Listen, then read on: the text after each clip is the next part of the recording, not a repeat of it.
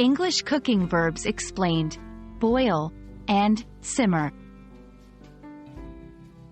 Hello and welcome to our English language learning series. Today, we're diving into the kitchen, not to cook, but to explore two commonly used cooking verbs: boil and simmer.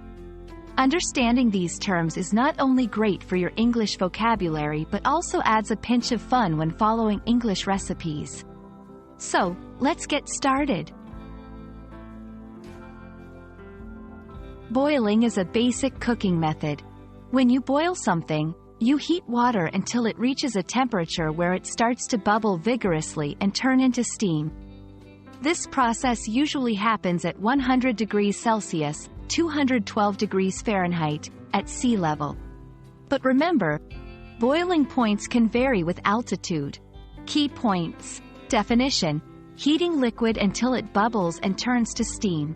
Temperature: 100 degrees Celsius, 212 degrees Fahrenheit, at sea level.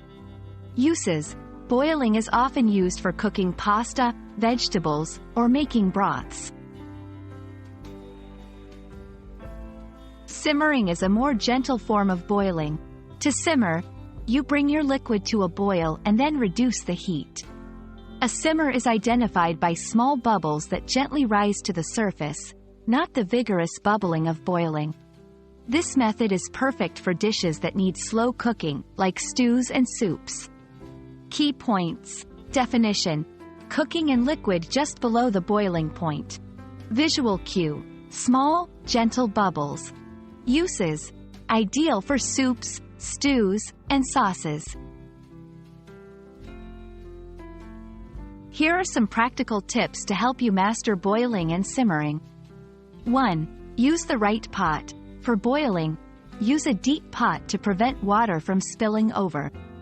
2. Adjust the heat. Learn to adjust the stove's heat to maintain a steady boil or simmer. 3. Be patient. Simmering is a slow process. It's about gentle cooking over time, so don't rush it.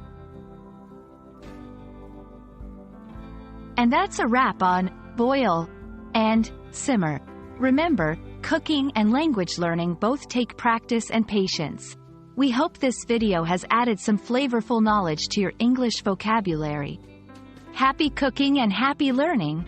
If you found this helpful, don't forget to like, share, and subscribe for more English language tips. See you in the next video.